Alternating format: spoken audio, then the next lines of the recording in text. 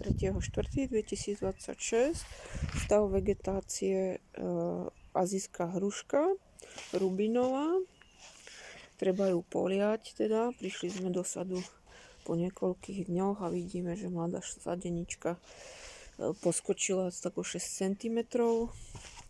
Takú istú máme ešte tu. A je vidieť, že potrebuje takých 10 litrov vody, no 5 určite. A teda nádherné cviklovej farby rubinovej má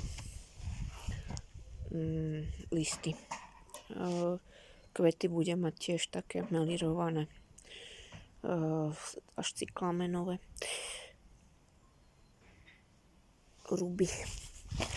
Tak, tu máme zase tú južanskú cidoniu oblongu, ktorú sme nakrúcali minulé.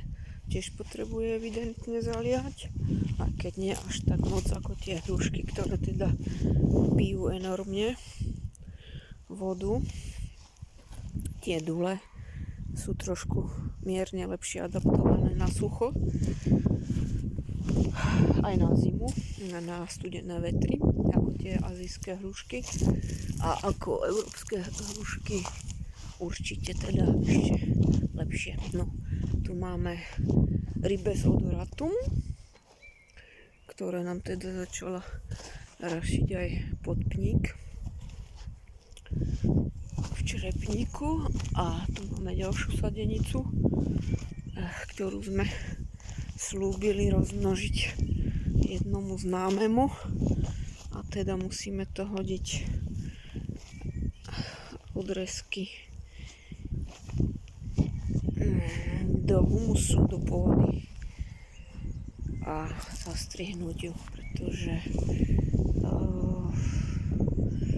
by sa nevyčerpala. Tak, to je rovnaká sadenička vekovo ako táto tu.